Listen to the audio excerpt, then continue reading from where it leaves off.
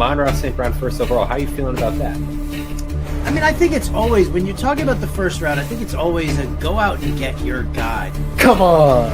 Let's go. Oh, man, my heart was beating on that one. I can just tell you, when we get down to the actual numbers and projections, that team is going to score a lot. There's a lot of fantasy goodness. There's 50 feet of shit, and then Kyler and everything. So forget that. I don't want to draft guys on bad teams. Doesn't matter. They're going to figure out a way to get him the ball. Good offensive coordinator. Arthur Smith is not a good offensive coordinator. You guys are team 3 and 4. There's no point to take Stroud, right? Is there a point to take Stroud in the best ball format? Oh.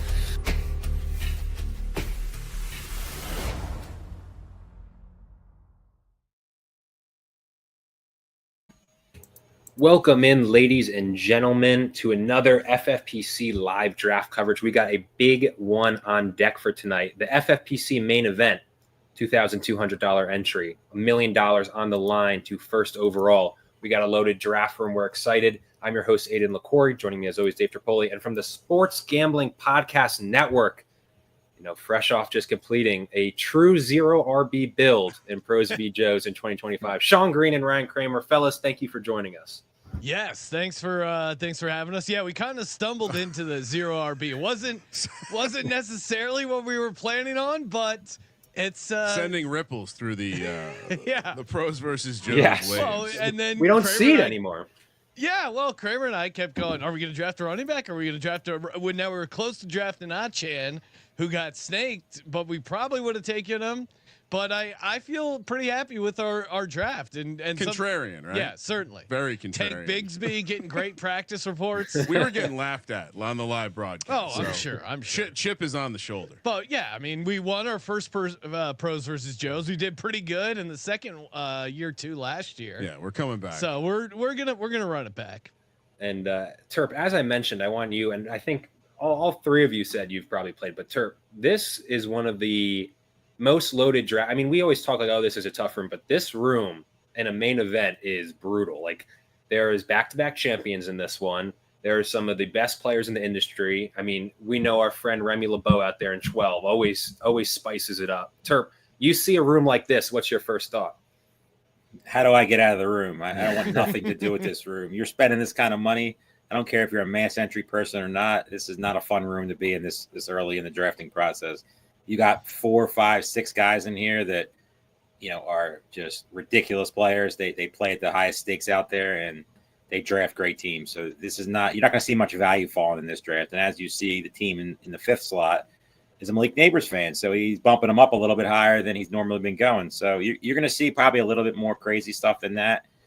Just because, drafts like this, you got to go get your guy because these guys are not going to let any value fall. Yeah, and then obviously McCaffrey been going at the 1-1-9, slowly moving up. No Saquon Barkley yet. People hate Saquon Barkley this year again, and I don't understand it. Getting a little too cute. They are. I mean, Ryan, you were saying, right? Saquon is your pick for the first round guy you're staying away from. I think I saw that on Insider Access. Definitely. I mean, he just had an amount of touches that it would be very difficult for him to repeat. Although this is getting pretty hilarious to see him slide down. I haven't drafted him yet, and there he goes in the 9 spot. But I haven't drafted him yet. Certainly, this is going to be a unique team now. 100%. You don't see him falling that far. Ryan or Sean, correct me on who it was. This was either last year or maybe it was 2 years ago.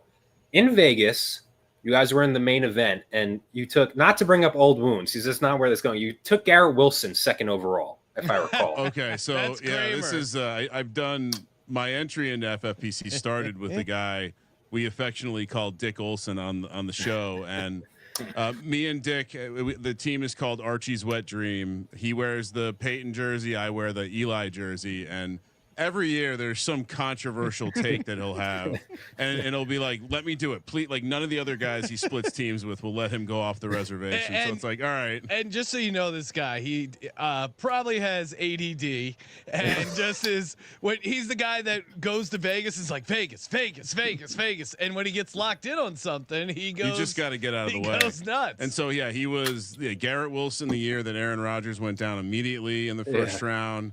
Oh. We also took Kyle Pitts over Travis Kelce that year when that went down in flames. Yeah, it's sometimes it works. It mostly hasn't worked. So yeah, the Garrett Wilson one, that was tough because I was kind of bought in and then right in the nuts. Because it was hard not to be bought in that year. Everyone was bought in. How could you not be? It was the setup for my question was not to bring up your Garrett Wilson selection.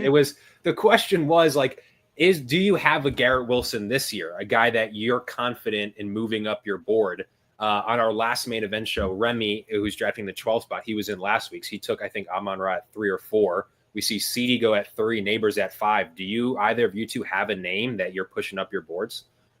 I mean, honestly, now I'm not doing as many main event teams this year as I have in the past, which if I get an early pick, I'm just taking Neighbors. Like my league will be the board that you walk through the hallway and you're like, oh, really? Someone took him number 2? That would probably be the guy for me. Yeah, Puka Nacua, I think, is just poised for an amazing year. So, in this format, in this scoring, the fact that Puka Nacua is in the second round sometimes is pretty crazy to me. He's a guy, I'm maybe not quite top 3, but certainly close. And so I'm all in on Puka Nacua this year. Terp, do you have a name? I feel like we've talked a lot about guys. Do you have a name that if you're, you get a top 3 pick and you're trying to get a unique build, or are you pushing anyone up? Devon Achane will be the one that I would push up. Ooh, I mean, I made this statement on the show, I think it was 2 weeks ago, that he would finish with more points than Jahmyr Gibbs. Yep. And I know everybody loves Jahmyr Gibbs, and I don't not like Jahmyr Gibbs. I just think there's a couple paths for him to, not pay off his value. I don't see those paths for Achane. I know, everybody's worried about Tua, and that's fair, but there's not really much behind Achane. There's not really much to worry about outside of Tyreek and Waddle. There's no other options. There's no other target hogs out there. No tight end position you got to worry about anymore with Jonnu Smith. To me, Achane's my guy. If I'm picking at the end, I don't think there'll be many drafts where I don't take him. So, Sean, Team 11 here, there was some hate for it in the chat, but, I mean, if Puka's your guy and Bowers slides to the 111, you got to be loving it. I've never seen that. The Bowers fall, I was wondering if he got hurt today, and I just didn't see it. No, McBride over, and we took Trey McBride in our Pros versus Joes. I like Trey McBride a lot, but that was because Bowers was off the board. If Bowers is there, I'm more intrigued by the number 10 team as far as like, hey, what are you guys up to there? The number 11 team, I kind of like that build. 1.5 point PPR, Brock Bowers, all day with that. I mean, Chip Kelly, they're going to pound the rock a bunch, but Brock Bowers is the number 1 passing option. And, there's this thought of like, oh, Chip Kelly, all he did was run the ball. But you look at it, I mean, Nick Foles had a bunch, that first year with Chip, he was super efficient, and it was a lot of easy stuff. And I could see Bowers getting more catches than he had last year, which is kind of a crazy prediction. And then also being high on Puka. I guess I should be a little scared of the Stafford stuff, but I'm not really that concerned about that. I think even if Stafford misses a few games, the offense is just going to be get the ball to Puka Nacua. So I actually like 11's start to the draft. And I will say, real quick, looking at the historical ADP for FFPC, the early best ball drafts I was doing, you could get Achane in the second, half of the second round. And so, I mean, he's already. I know it's unfortunate. Now he's basically going in the top 14 picks. It feels like in just about every draft I'm seeing. But love Achane as well.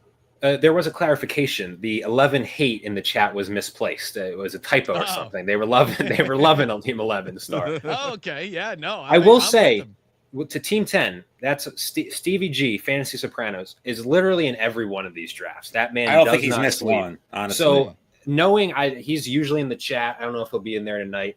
But if I had to guess, he's probably, he has so many of these, he's probably trying to, have different starts. That's my guess for McBride. But I mean, there were some people in the chat who were saying McBride over Bowers is valid. That's kind of I wouldn't say niche, but that's like the little trendy underground fantasy Twitter take that you see. I don't think it's crazy. I don't think it's like a wild take. I mean, there's a lot of wild takes you see on Twitter every day. Yeah. That's not that wild. It's not the craziest. I would take McBride over Bowers. Really? I have McBride over Bowers too, but not by like a crazy margin. Yeah. Now, in this situation, assuming you are drafting multiple teams, I actually kind of disagree with what you just said. Bowers at the tail end of the draft paired with one of these receivers, or you have to do it because you're never going to get a chance to do it again. it's very unique. And so, yeah, I mean, even just Puka and Bowers, that's probably not a team you're going to see too many of. Oh yeah, no, I like it. My guess, 0 main events that have both those two guys. Steve, I would be shocked if any does. Steve clarified he just doesn't like Bowers. That was the reasoning, not diversification. Maybe it's his haircut. Maybe it's that photo with Gronk where it looked like a huge dork. Yeah. And you have all these Bowers shirts, and you're like, God, is he going to be a complete bust? I mean, Bowers genuinely looks as though he's like an insurance salesman. You know, no offense, Turp, but that's what Brock Bowers looks like. There were a lot of funny memes with the Christian Wilkins news coming out of him giving Brock Bowers the kiss on his like bald head. I have seen those. A lot of good ones out there right now with that. Yeah, I think we've only got pun intended here, a tip of the story. I think I think there's way more going on with that. It's definitely story. coming, and you know it's going to have some fire. I will say, if you were like, someone on the Raiders got cut, we're not saying who, for kissing someone on the forehead, it would have been 100% Christian Wilkins without Definitely a doubt in my mind. First guess. It would have been the first and only guess. That was a lockstep. There's a funny one of like slapping on the ass, grabbing the ass, peck on the forehead. No way. There's something else going on there. That I'm certain of. Yeah. Josh Allen probably is jumping for joy right now. You know, he's just been like, finally. Turp, I'm going to ask you, because Adam Hahn's in the chat and he says A-Chain tied to Tua's health is scary. Okay, obviously you said A-Chain's your guy that you would be even considering top 3 overall in a main event. Are you at all worried about his, play being tied to? I mean, it's definitely something you got to worry about, but I don't really pay that much attention to health when it comes to drafting people. I mean, anybody can get hurt. All these guys who we think are error-proof can obviously get banged up, can have serious injuries. So I try not to worry about that too much when it comes to. I just know that A-Chain's a game breaker. I know exactly what he can do. I know he can win me $1 million at the end of the season. So I'm not worried about it. I'm not worried about, the Tua thing. I get it. When Tua's in the game, he scores a lot of points. When he's not in the game, he doesn't score a lot of points. So, obviously the Tua, the concussions, could be an issue, but I'm okay with it. I mean, I'm taking Christian McCaffrey this year anytime I get a chance. So if I'm worried about injuries, there are 2 guys that I'd be really concerned about. But their upside to me is immense. They're, if you look at the running backs that are going in the top half of the draft, Robinson, Gibbs, McCaffrey, Barkley, A-Chain, Genty in some regards. I mean, I just think they're clear cut above everybody else. And you should try to get a hold of one of them because they present so much upside. I don't know if the guys below them any of them possess that RB1 upside. I mean, Chase Brown's my guy. I love him. And if there's a possibility, it might be him, but I don't know about Henry. I don't know about Taylor, Bucky Irving, Hampton, Jacobs, Kyron Williams, guys that have been drafted so far. To me, they have a lot more questions than the guys that are obviously being drafted ahead of them. So, guys, not real quick. I just want to ask, but in here, Najee Harris, because this is we've had a couple obviously rises we talked about in the first round, but in this third round, I mean, Najee Harris still might be blind. We don't know. And though Marion Hampton rise continues, he goes at the 301, been drafted the last 2 weeks at the 309 per ADP. I just want to ask you guys your whole thoughts on that situation. Are you buying? Obviously, they use first-round draft capital, and you always want the running back in the Harbaugh system. And now with Najee maybe still out and kind of an unknown timetable, how high would you guys be taking Hampton? Is this 301 pushing it with that? He has more uncertainty than some of the guys being taken behind him. Yeah, I mean, he shouldn't go before Ladd McConkey. That's probably the way I would lay it out. So he's probably at the top of his board. Could he outperform and become a first round pick? Absolutely. I mean, even before the injury, they didn't exactly invest a ton of money in Najee Harris. So, sometimes you just have to follow the money, follow the draft capital. And I would say this is probably the limit of where I'm taking him. If I have the first or second pick, am I looking to maybe grab him in the second round as my single running back in the build to pair with 2 receivers? I think so. Yeah, no. When we did the pros versus Joes, Hampton was definitely on our board and would have been the hero RB structure or something like that.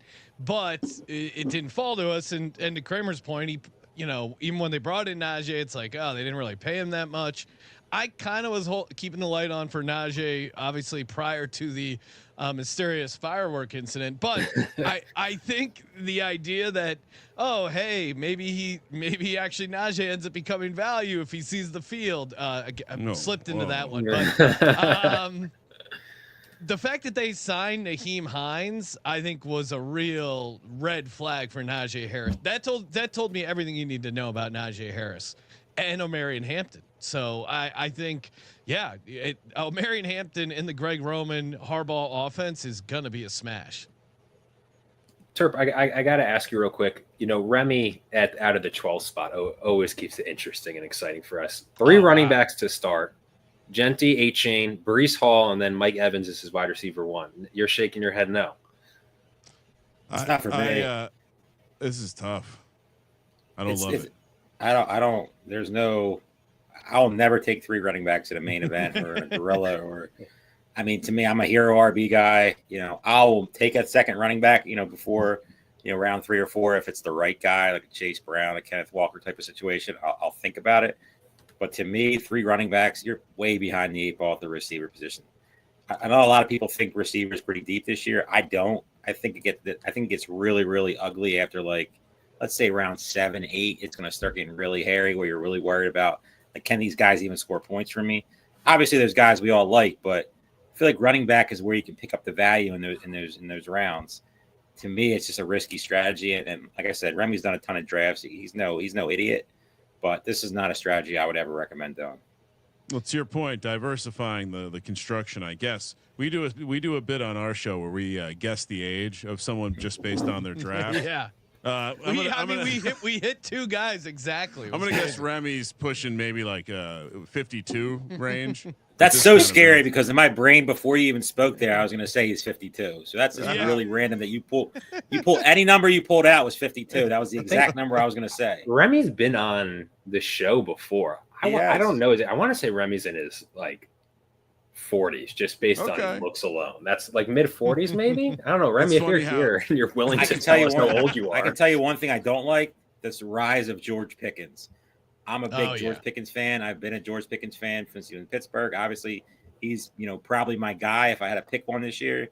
Yeah, your favorite Cowboy. He is big Cowboy fan, sir. I can be non-biased. I just love the situation when it comes to that offense and in a football format and in a real life football format. I hope the Cowboys loves George Pickens, loves Dak. I'm just saying. We're just talking about fantasy football here. That's it. Take that jersey off. You and Sean need to have a conversation. I'm the exact opposite. We did our Cowboys team preview. I was getting physically ill. It happens. But sometimes I try to be unbiased. Sometimes I just really like George Pickens this year. Yeah, we'll give you a teaser. The show hasn't hit the podcast feed yet, but I did have them go 0-17. Yeah, Kramer was even lower on them than I was. Hey, I'm okay with that. I know they're gonna go 0-1. We're going to be there in Vegas watching it. It's going to happen. That's going to be. And especially Tyler Guyton with that offensive line. 2 offensive line guys are out already. That's all. Yeah, I keep looking at the Cowboys and trying to be as unbiased as I can, which is impossible. I just go, what the fuck are they doing at running back? What is going? Oh, so you got Miles Sanders, Javonte Williams, and then Jaden Blue, 5th round. Deuce pick. Vaughn, don't forget him. Deuce Vaughn. Phil, if that intrigues you guys at all. Yeah, the Phil Maffa or stuff, or I'm probably messing his name, but I really have trouble figuring out what the Cowboys are going to do for the run game. And when the Cowboys have had success, it's because they're able to get the running game going. Like prime Zeke was the last time this offense really felt like it was cooking. You set up the play action that helps, CeeDee Lamb. It would certainly help Pickens and some of you would need to buy some time with that offensive line when you have weak tackles and good interior. You're trying to run the ball and set up the play action, but I just don't think they have the running backs to do it. So very surprised that they didn't use more draft capital on a running back. So I'm convinced I don't know what they're doing. Jerry saw one like running backs don't matter thread and made that like his whole personality. He's like, fuck fellas, let's do that. And they're like, all right. Yeah. The ultimate 0 RB for the Dallas Cowboys. And it's not paid their best player. I mean, did you guys see that? Player. Jerry said, well, I don't mind it because he's not going to get hurt. Like, dude, What? It only like increases his He's chances. gone, man. Jerry Jones is gone. I mean, he used to be a sharp Dak, but he is gone. Well, it's interesting because they, as much as it pains me to say, they've actually, over the past couple years, especially like Dak, CD, Micah, they've done a good job drafting. Where they screw up is they keep holding out. Yep. They don't get ahead of that second contract, and it makes no sense. You're gonna pay Micah Parsons. Why would you not pay him before TJ Watt gets paid? Do you not know how contracts work in the NFL? It's mind blowing. It's to give them credit. It's like the anti-Howie. Like it's like how Howie gets ahead of everything. Yeah, it's Jerry's out there, and Stephen Jones and all them, their front office, and they just wait and wait and wait for no reason. Makes no sense. Yeah, I don't get it. Guys, real quick in this fourth round, I want to ask. We kind of talked about going here a running back or starting receiver heavy. Me and Turp have talked about Kenneth Walker a lot on this show, so I don't want to go him. But the other three running backs who've so far been drafted in this fourth round, Sean Ryan, I got to ask you guys, between Chuba, Alvin Kamara, James Cook, all of them had great seasons last year. And, Turp, as you kind of alluded to, you think you've mentioned before, there's some names you could, hammer through receivers early and still be getting a legitimate RB1 that you can put into your lineup each week. But I wanted to ask you guys, between those three names, which of those three running backs most intrigues you here in the fourth round? Man, it's probably Cook, just because some of this depressed value is because of his whatever's going on with his holdout, and I tend to think that he will do the smart thing and play football. But part of the reason we ended up going 0 RB, and part of the reason a lot of my teams don't have a lot of early running backs is once Hampton goes off the board, basically, I get into a position where I don't love any of these guys a ton, and so I end up liking the receivers more. Like I'd much rather have Tet McMillan than Alvin Kamara. Yeah, no, I'm with Kramer on that. Like Cook is interesting the most, just because you get a stake of the Bills' offense, and you have Shakir. Yeah, you got some of the other pass catchers. You got maybe you're competing with Josh Allen near the end zone there a little bit, but certainly as far as like a running back that you're drafting in the fourth round that you could see cashing in the first round, maybe they are a little more conservative running. Josh Allen near the red zone, of course. They came out against the tush push for player safety, so I'm sure we won't see Josh Allen on a QB sneak because that's very unsafe, and they wouldn't want to risk the player safety of a great quarterback like Josh Allen. So maybe James Cook gets some more spot carries. on. I like it because as simple as the handicap is, who's scoring more touchdowns, the Saints, the Panthers, or the Bills? Yeah. So as simple as it is, that's why I would take Cook of those three. I will say there hits a point where me and Turp early on, like James Cook kind of started in third round, and me and Turp and whatever guest we had would always discuss, the touchdowns are going to regress. We had 18 last year, just not sustainable. Ray Davis is there. But at some point when his ADP keeps dropping, at some point the value is like, well, this is where he should have been properly valued. Also, this might be way too niche college football reference, but you use James Cook's going to be smart. I don't know if you guys have ever read his Canvas submissions at Georgia. No. Go look up James Cook, Feral Hogs, and you'll see what he was turning in at Georgia and what they were accepting there. Because I'm gonna go. This is excellent. I'm gonna see if I can get it right now and do a little read aloud. Feral Hogs. Yeah, here we go. It was his discussion post in class. He wrote, horrible quality. It's like a picture. This is the classic, like someone took the cell phone picture of the screen. Yeah. Let me see if I got. You want me to read it? I think please. You have the better voice for this. Please read it. Read James Cook's discussion post. So it's titled "Feral Hogs." It's in a course that seems to be called Natural Resources Conservation, University of Georgia. I can see the header. Why are feral hog populations so hard to contain? Because the population are big, and all they do is keep making 100 of feral hogs. And they do is make their mark everywhere. They are trying to stop them, but they cannot because capital there are about 2 million of those hogs. And ordinary hunting and these feral hogs are very dangerous. and these types of animals are only in the southern. What the heck? Period. I would say that you. Yeah, I mean, with a modern computer, it's almost impossible to write with this poor grammar and spelling. This is pretty. Even a computer from 1980, they still had spell check. This is from 2019, Sean. Yeah, no, pre-chat GPT. 9:22 a.m. By the way, what's he doing the work? Who's submitting this for him? At least we know, like at Georgia, they weren't having tutors submit the work. It was him. When I was at Penn State, they had a study hall, which was AKA the tutors would sit at the computer, and then you could just like walk by and see all the players were like in the seat behind the person typing, and they weren't even hiding. Oh, not only is Turp an Eagles fan, he's a North Carolina basketball fan, so he knows all about tutors doing the work. Also, Penn State. Also went to Penn State too. You've got the magic recircle. Now, there's another one from James Cook titled Module 4 Houses on Wheels, where the 4 is the number 4. And it honestly looks like, you know how like you can just kind of tap, it guesses the next word you want to type in your text message. It's almost like that. These houses are very unique because homes like that, you can come outside and your friends would be outside. And I think they are good because you can move them around to different spots. And some people like them because that's all they know is trailer homes. And there's been no period yet for them to break. I'm not even going to read the rest. The whole thing's a single sentence. This is unbelievable. Yeah, so maybe you're right. I'm glad I've shared something new with.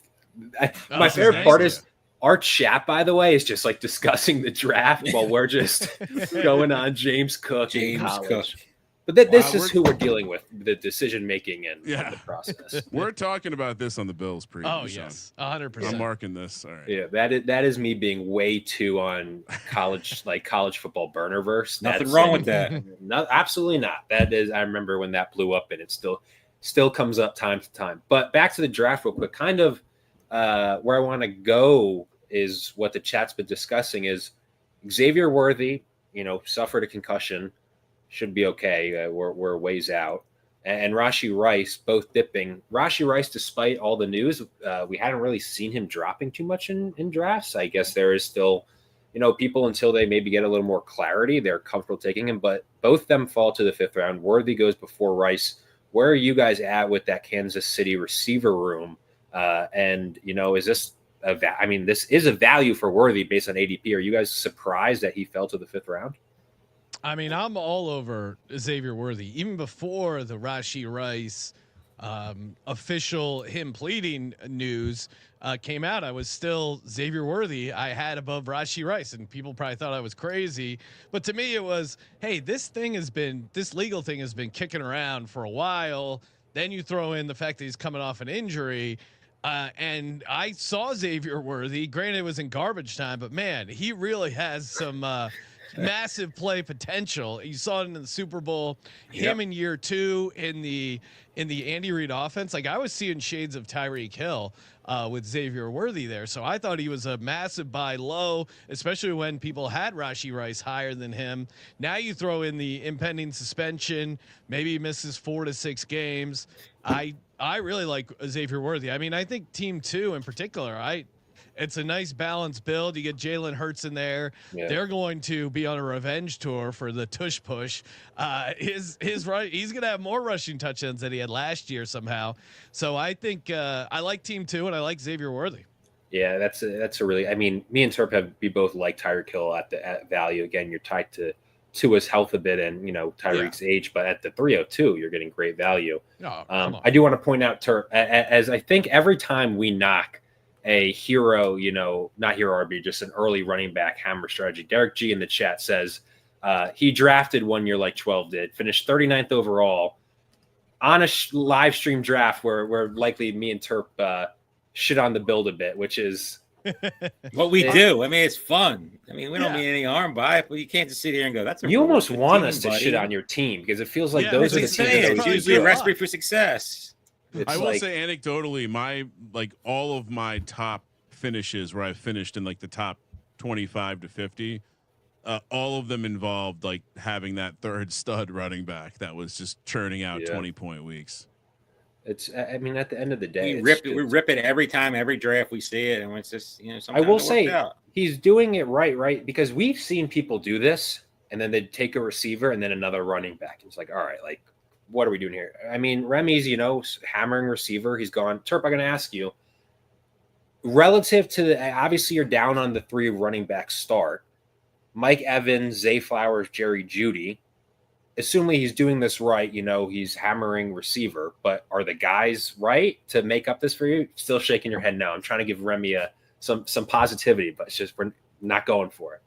I mean, you know where I stand with Zay Flowers. I don't draft him. I won't draft him. I don't see it. I don't see where he's being, you know, drafted as high as he is. If he was 2 rounds later, I'd be in. But to me, where he's being drafted around, you know, Jameson Williams, Devonta Smith, Calvin Ridley, Sutton, Moore, Rice, Worthy, Metcalf, that whole round, there's not one guy in that round I'm taking Zay Flowers over. So you know where I stand there. Mike Evans is okay. Nobody loves Mike Evans. Nobody's like going out of their way to get Mike Evans, but he performs every year. So he's not like a terrible pick. You know, I do like, you know, his schedule down the stretch in the money rounds. That's something that could come in handy for, you know, this team. And Jerry Jeudy, you know, love the player, but Browns is just such an unknown situation. So him, Njoku, you know, Cedric Tillman on a smaller scale, you know, Deontay Johnson, if you really want to get crazy, but, you know, it's all tied to an unknown at quarterback. Is it going to be Flacco, which everybody wants it to be, but do we want it to be? And then you have the 2 rookies, which it should be, but will it be? You know, is it going to be Gabriel? Maybe Shador Sanders, you know, comes out of nowhere, but it's just so much unknown. And then we all could be just left in the clouds when it's Kenny Pickett. So the Browns, no one Super wants Bowl Kenny champion. Pickett. Jerry Jeudy is a better best ball pick than he is a managed league. I just feel like every time you're clicking Jerry Jeudy's button in a league where you have to click the button, you're going to be in trouble. It's just it's a tough spot to click it. Yeah, I'm with Terp on the Zay Flowers skepticism a little bit, but I do like Ginty and Ache in those first 2. I like that. And then Love that. For me, where I disagree with the Remy, or not even the fact that he drafts the 3rd running back as much as just the Breece Hall situation. I would much rather take Braylon Allen much later. I think Braylon Allen, you're getting great value still, massive upside. I don't think the Jets are, you know, new head coach. They don't feel tied to Breece Hall. And I think Braylon Allen has a potential for that David Montgomery role. Again, it's all you know, we'll see how it shakes out, but I'm not drafting Breece Hall in the 3rd round. Nope. Guys, some discussion in the chat.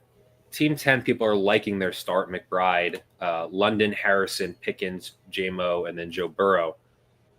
How if your guys are in their shoes? You know where I'm going to go with this, right? What, please. I don't actually. Joe Burrow is a good value. Uh-huh. Most people probably going to think I'm crazy, and that's okay. But I'm not drafting Joe Burrow without Chase or Higgins, or maybe Chase Brown on a smaller scale. To me, in a main event where you're trying to win a tournament, and, you know, I know this owner very well. I always say I don't like drafting against him because he drafts a lot of players that I like. But you have Trey McBride, you have Marvin Harrison.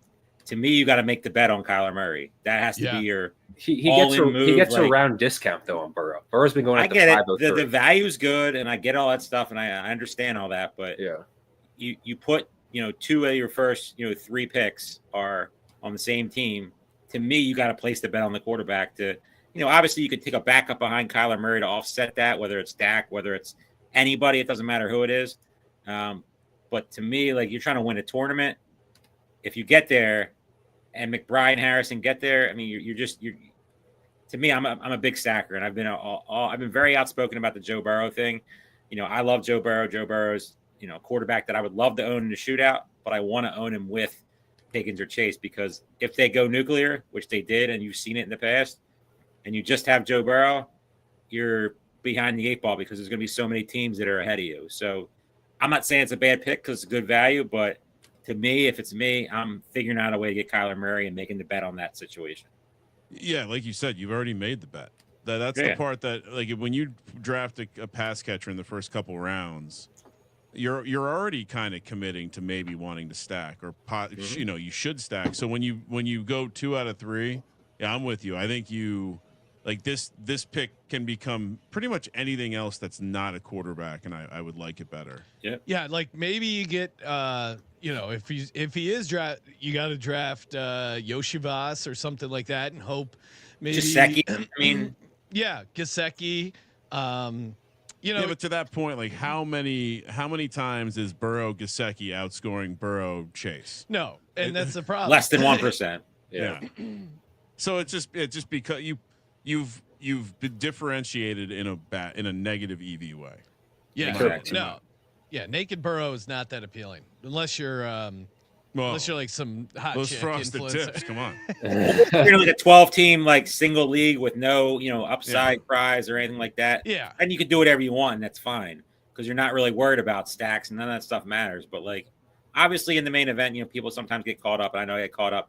You have to win your league. You have to become the top 2 seed, or obviously win your way into the shootout at the end. But most people that are playing, if you have one team, you do what you want. That's cool. But most of us who are playing more than one main event, we're trying to win big money. So to me, if you're trying to get to that opportunity to win big money, taking Joe Burrow by himself is just, to me, a losing proposition. All right, well, I think a lot of people the feeling of winning your league is probably useful for most. But to your point, exactly, there's nothing wrong with that. That's absolutely zero wrong with that. But to some, we're trying to win it all. Well, the structure would indicate you're probably trying to win the big bucket more than the small bucket. Oh, yeah. Guys, I got to go back. I think when we were reading James Cook's discussion post, Brent Studebaker did have a quarterback question, and I think the chat was talking about it, but he was curious on your guys' thoughts. Is it too much of a reach if you take Jaden Daniels over Lamar Jackson and Josh Allen? No. Yeah, you're getting very cute. Yeah, I think so. I mean, Daniels had a great rookie year, but there's a lot of stuff. I mean, if you look at the Commanders in general, that could point towards a little bit of a sophomore slump. Everything broke right for Daniels. He does have a smaller frame compared to Lamar and Josh Allen. Like the reason you like Lamar and Josh Allen is because they're going to run a ton, and they have that. They're much just bigger players. I think they're able to sustain, get knocked around more as a rushing quarterback. So, and just the questions of that offense. I'm a little Cliff Kingsbury. Sorry. Yeah, I'm a little skeptical that the defenses of the world haven't figured out a little bit of what Washington I'm in the same was up boat. to. We always see rookie quarterbacks, year 2. It's the adjustment. Stroud. Yeah. I mean, you've seen it often. Bo Nix is kind of in the same boat. It's crazy when you see Knicks go ahead of Mahomes. That happens from time to time, and it's like I get it. He has a little running upside, but yeah, I mean, to your point, I'd much rather bet on a sophomore slump for every quarterback going into their second year and just maybe be wrong. But people are. I mean, Jaden Daniels it feels like he's being drafted at his absolute ceiling. Mm-hmm. Yeah, I wouldn't put him over Lamar or Josh Allen. You don't need to. What about Hurts though? No. Terp, you're the minority on this show about that. So you think it's good to you're saying it's fine, I should say, to take Daniels. I don't think it's crazy. I mean, I don't think it's as when it comes to Lamar and Josh Allen, obviously the rushing upside's higher. I personally don't think Jaden Daniels is going to have a year 2 regression. Obviously, adding Debo, he's been getting a lot of positive press in camp, which we all know camp stuff doesn't really mean anything. It's a lot of puff pieces out there. You're not really getting much negative information, especially the top end talent. I want it to mean something, though, Terp. I want it so badly. We all want it to mean something. Why do I keep reading it if it doesn't mean anything? When we want it to mean something, it turns into Terrace Marshall and Marquise Callaway and Carson Steele and guys like that literally turn into torture. And I mean, Terp, it's not even just for the randos. It's like, speaking of, or back to show, I'm seeing Malik Neighbors' touchdown celebration. I'm like, that's a awesome. wide receiver. I want to see that stuff. That's the stuff that's cool. Yeah, like get fined, bro. Go out there and get fined. It's well worth it to rip it once. We need more of that from our receivers in this league. 1,000%. Guys, team 4, we were just talking about stacking and as it developed. I mean, I think someone in the chat kind of mentioned that as our discussion that no one had any stack of the quarterback teams. And then team 4 goes Rashi, Kelsey, and then gets Mahomes. I mean, at some point, the Chiefs' offense isn't going to be scoring like 17 points per game and relying on their defense. You would expect Andy Reid and Mahomes to get a little more explosive. So obviously it's not worthy and there's a suspension risk and Kelsey's age risk, but rounds 5 through 7, getting that stack, that's well done by team 4. And I think the one thing I've learned in these main event leagues is the suspension risk doesn't seem to bother people as much, because like in their minds, it's like, well, I don't care about the 5 weeks he's not going to be there. I'll have him down the stretch when he is there, and then it strengthens your team. You just have to figure it out to get to that point. So yeah, honestly, the times that I've worked in a Mahomes stack into my best ball teams, I really like them because to the point, you don't have to invest the first 4-round pick on any of these guys, and you can still walk away with probably a risky and not as high of a ceiling as you might imagine, but still pretty nice correlation to grab a piece of that offense in the middle of the rounds. Yeah, I mean, to me, best ball, you're kind of like picking a narrative and trying to maximize that narrative. The narrative of, hey, the Chiefs offense, after a down year, they come back, they light it up. Mahomes, Kelsey has a little left in the tank.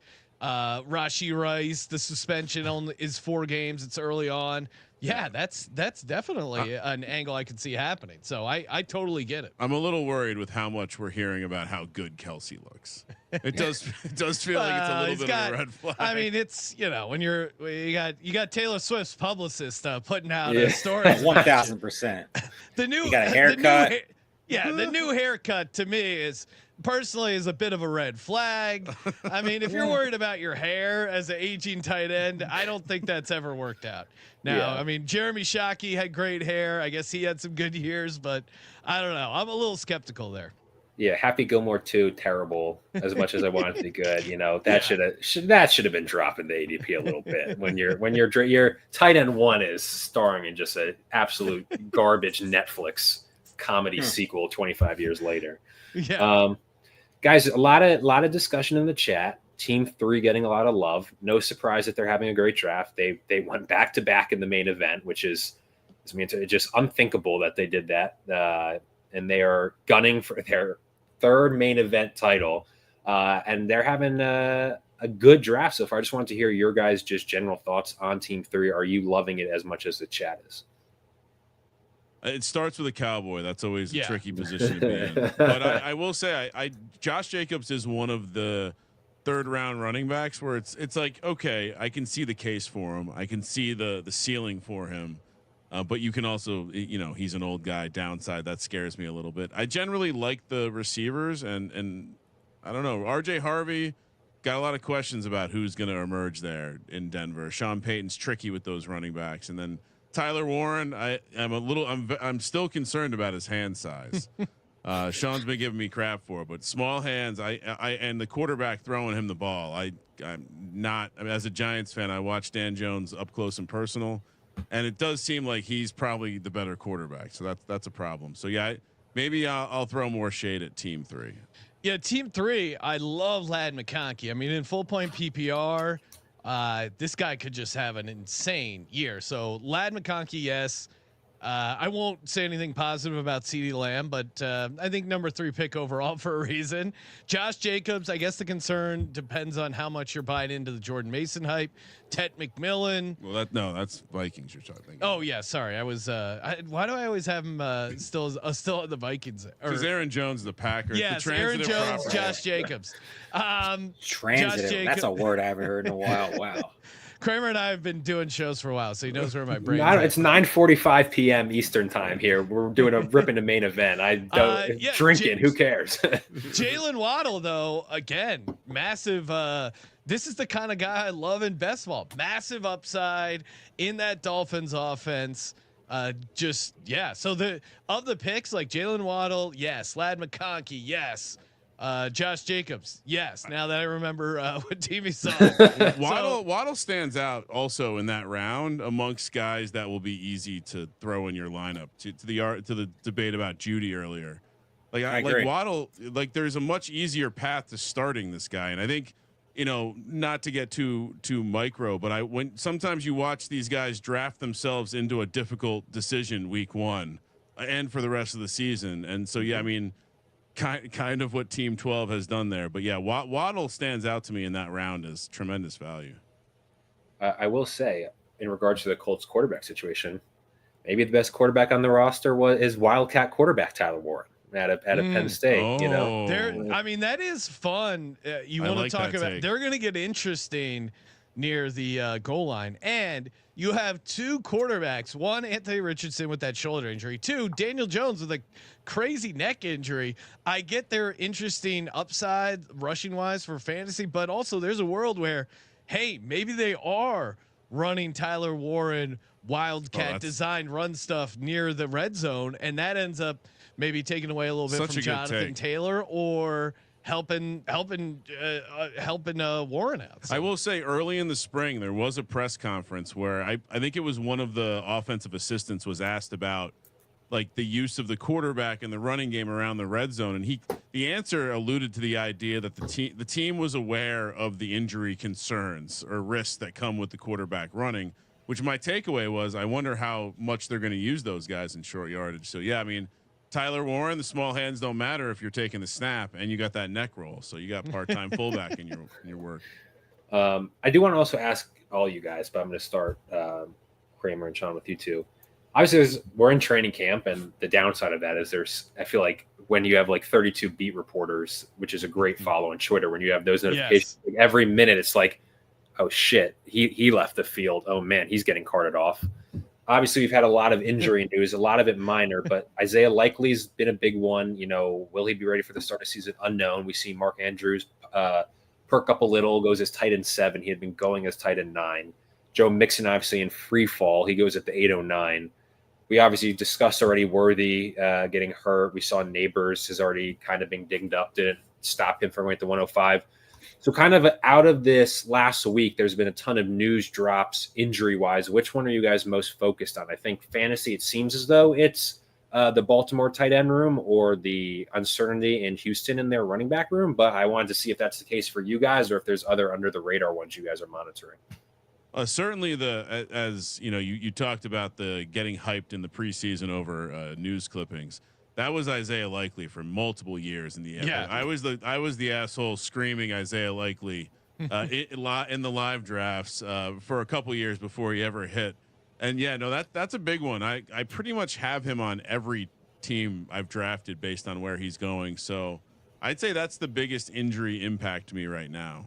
Can't think of anyone else. That's kind of, I guess, I mean, Sean was deep diving the Joe Mixon running back room in Houston situation after we picked up Joe Mixon in Pros versus Joes. We playing running back chicken. We ended up staring down Joe Mixon because he was just no one was drafting him. So we rolled the dice. But then Kramer was like, "Hey, we should also get Woody Marks. Mm-hmm. He's got a pass catching upside that could be fun for that team." But I mean, I'm a huge Likely fan with Kramer. I've had him. I mean, we've loved the kid since Coastal Carolina. And I've been having him in a bunch of best ball drafts and like the star of TU. Yeah, he has a legit connection with Lamar Jackson. I thought last year was going to be his year, and the first half of the year it looked like that. And then Andrews just closed late with some great efficiency. But from like reading the clippings, it did feel like, yeah, finally this is the year where Likely is going to kind of emerge and end up being the one taking it over from Andrews. Don't like to hear this news, but I would say the positive side is he's got a great rapport with Lamar and partly why I like him so much. So I would buy the dip on Isaiah Likely. I think for a vet that's missing some time in camp, it's not as big of a deal. I think he'll probably be ready week 1. And again, in best ball, I'm not too scared. If you miss him the first couple weeks, I think you're getting a nice discount. And then Justin Fields is a guy I have a bunch of shares in best ball, and the fact that literally we taped the Jets team preview and we're giving out all these rushing touchdown props, and then people are like sending in screenshots of them listening to the episode with the news of him getting carted off, and we were getting blamed for jinxing him, etc. now it's always how it works. Yeah, now it seems like he's all right. So that was a big sweat for an early season play. I think you got to mute the word carded in the preseason. It doesn't mean anything in preseason. Show me evidence of what happened before I still scares the hell out of you. I know. Yes. It's like you can't say carted off if he sat in the seat. He was in the driver's seat. Was his leg attached? Yeah. Come on. I feel like, wasn't it 2 years ago that I'm pretty sure DK got carted off against the Lions to like literally go take a shit? Like it wasn't like where the like, Paul Pierce. Yeah, like, and I'm pretty sure it was. I mean, it's a very DK move to be completely transparent and honest about that, which he was. But like, it's just like, all right, maybe the cart isn't like if they're not crying on the cart, I'm not worried yet. But I forget where I heard the take, but someone had the take that it's like when someone gets carted off in the regular season, you see the hit, and so you can with your eyes judge how seriously this guy got messed up. Yeah. In the we don't see these practices, and so we don't even get visual evidence. So it can be a little scary. I'll throw one more in there because I've definitely been drafting him a bit, but Justin Jefferson, hamstring stuff always. I'm not necessarily downgrading him, but I'm definitely keeping an eye on the situation. I am downgrading him, and Kramer and I were kind of going back and forth on this because he had an injury. What was it, 23 or 22, where he missed a huge chunk of time because of the hamstring injury. And I think as far as building chemistry with I know the Vikings fans will correct me and say he's not a rookie quarterback. It's been a while. He's never thrown a pass in live action NFL, JJ McCarthy. And this is when you need to build that chemistry with Justin Jefferson. I get it. He's Justin Jefferson. Maybe they hit the ground running, but for a guy who has not played an NFL snap, you would have loved to see him get those reps with Jefferson. So I think definitely for me, it's a slight downgrade on Jefferson. Now I'm not totally out on him, but I'm definitely not drafting him at the same spot I had him before, and I am a little skeptical of JJ McCarthy as a quarterback.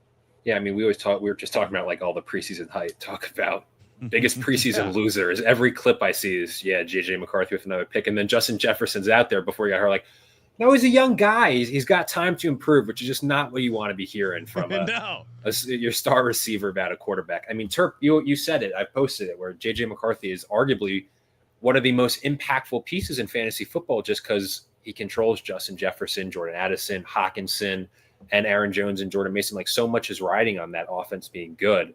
And, he has, everybody loves JJ McCarthy this year. And there's really no like basis of why. Like, obviously you're basing everything to play caller, the system. Obviously I get all that. The weapons around him, obviously with Jefferson, Addison, Hawkinson, Mason, Aaron Jones, nail it to a degree. They have a ton of weapons, and that all makes sense. But like, we have never, ever, ever, ever seen JJ McCarthy ever, even at Michigan, ever like be a guy that can lead that kind of offense. And I'm not saying he can't, but like, so many people are like, he's going to be a QB1. It's a slam dunk just because Sam Darnold was. Okay, I mean, it's in the range of possibilities, but it's also in the range of possibilities that he's just terrible and can't throw the football and just makes too many mistakes. People are banking on this guy like it's a sure thing that he's going to be like and I see it. I see where everybody sees that path, but it's the same thing with Caleb Williams. Like, in my opinion. I don't want to come off as like a huge JJ McCarthy hater, but again, he had a major knee injury. He missed the entire season. Mm-hmm. Now he's starting his career in the NFL, and people will go, well, he's obviously better than Sam Darnold. Well, all right. Sam Darnold had seen a lot of live action in the NFL. Yeah, had gotten. What are we basing that off of? Like, what's the like? People always say like, what are we basing things off of? Like JJ McCarthy, like is supposedly like Tom Brady now because like he's ready. Like JJ McCarthy was not good at and it was because he didn't have to be. And I think serviceable. He made the throws when he had to, but like he was never they dominated. Like they won big games, and his stat line was like 9 for 17. Exactly. Like it's hard to like the JJ McCarthy and Vikings love is more of a reflection on Kevin O'Connell, not on McCarthy. Yeah. I think it's just more of they're like no matter what quarterback's there, they're going to be fine. Jefferson skill positions around them, all that stuff. I get it, but like so many people are banking on this guy to be like the savior of fantasy football, and I've never seen this in a really long time where like there's not been a thing proven that he could even be a quarterback in the league, let alone the closest to it that in recent memory probably was Caleb Williams last year, where people just wanted so badly to believe with their weapons. And, you're just ignoring just how bad the coaching staff was. And how very bad Caleb Williams was in some regards. Yeah. I will say, no, please go. No. And it's like, he's a rookie. If you compare, if you look at his rookie year, it wasn't horrible. And it's funny. Like if you said going into the beginning of last year, and Kramer had this point, if you said JJ McCarthy is going to be better than Caleb Williams, you would have been seen crazy. And now if you say JJ McCarthy is going to be better than Caleb Williams, you're like, oh yeah, that makes sense. But what? No, Caleb Williams. What are you got basing a it year of off of? experience. Like, yeah, Caleb you're Williams basing got it a off year Kevin experience. O'Connell and the Vikings. What they did with Sam Darnold, like, okay, maybe, but like, what do you like? You've never seen JJ McCarthy like throw a big time pass in an NFL game. Like, he's not like he's well below. He had that one sick throw in preseason. He had that one sick throw that anytime you see him, like that's the only clip that's posted of him is him threading that needle, and that's it. That's all we got. He controls so much, and it's like if he's bad, all these guys flop. Jefferson is a massive bust. You know, Hawkinson, bust. Addison, bust. Like, all of them, like, none of them get to their value where they're being drafted. Obviously, the running backs aren't any good either, you know, in different ways. So it's – I'm not saying it's not possible, but, like, there's just so many, you know, guys that are out there, analysts, whatever you want to call them, that are just like, J.J. McCarthy's God. And what are we basing this off of? Just because Sam Darnold did it? You know, and Josh look how Dobbs had a Darnold couple kind of good fell games. apart down the stretch. And Darnold, I think, probably right now is a better quarterback than J.J. McCarthy, but – we shall see. I will also say, speaking of the Bears, like, you know, some training camps, all I'm seeing is positivity. You know, Vikings, right? It's all negative right now. The Bears, it's like, I mean, they're bipolar. Like, one day it's like Luther Burden is getting verbally abused by, like, you know, Ben Johnson. Like, he's horrible. And then the next day it's like he's made the play of the day. And it's like Rome Odunze is the freaking next Randy Moss. And just DJ You haven't Moore's heard invisible. a thing about Rome Odunze at all through. Yes, you have. Off season, it was all. Yeah. Think about it. When you came into the season, Yeah. most people were like, all right, Rome Odunze is going to start moving up draft boards. He's going to have some hype around him. He's going to start. And it was the opposite. He literally started plummeting down draft boards, even now until like this week when like something came out and said, oh, we really like him. Like, there hasn't been a peep about He's made some big plays, like, though, outside of bad press. And DJ Moore. So, it's just the issue is they're alternating like who's in what role, it seems, every day. Like, there's still no accurate read. Like, I'm high on the Bears because I'm high on Ben Johnson, but like, could the Bears just be a colossal just disappointment? It's Have you guys done your Bears preview yet? I mean, we just did it yesterday, last night. So yeah, I mean, the Bears are very interesting. Like, from a win total analysis too, like bringing it back to the JJ McCarthy, like the fact that, you know, last year it was ridiculous that Caleb Williams was being shown so much respect that I think his win total was 8.5. Yeah, they're 8.5 again this year, and it's like that actually makes a little bit more sense. Minnesota's 9.5, and so yeah, it's pretty wild. I think we were mostly lukewarm on the Bears, but yeah, I'm like slightly. I had them going 10-7, but you have to acknowledge that Ben Johnson could be a modern day, like, you know, weirdo offensive coordinator who isn't really a head coach, and that might not go well. No, he certainly will see. I do again, just vibe check. I do like that he has his foot up the ass of this Bears team. Like, I think if any team needed that, it might be this Bears team. So, and fantasy wise, it's super interesting. I like the idea of Caleb Williams being forced to play in structure and be, you know, a bunch of high percentage throws, and their sack margin was like -28. If they can just get that into a reasonable territory, I think this is it's a smash.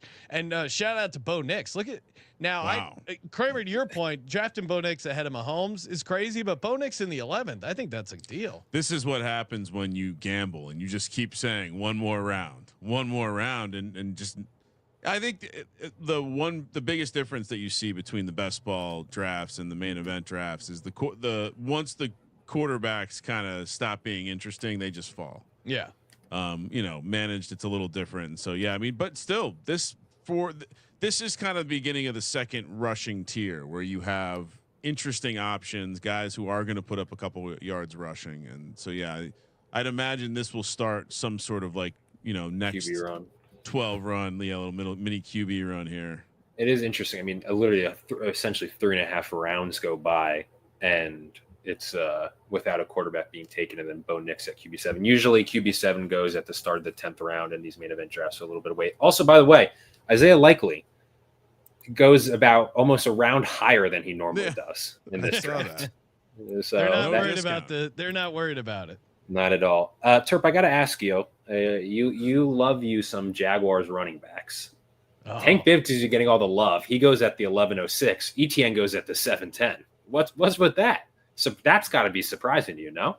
You know where I stand with Travis Etienne. I'm a stand. You know, I will keep drafting him until he just ruins my bank account. So diamond hands. You're holding on to that stock until it fucking hits zero. I don't think Tank Bigsby's a good football player. I know the press has been good. I know all that, positive stuff's been coming out, but like he's not being drafted any higher, which is surprising because usually you see like early in the preseason when like a situation like the Jaguars are right now, which everybody wants a piece of, whether it's the rookie, whether it's ETN, whether it's Bigsby, everybody wants to try to get some pieces, whether it's best ball, whether it's managed, whatever, just to try to be right and maybe take a bet on a certain player.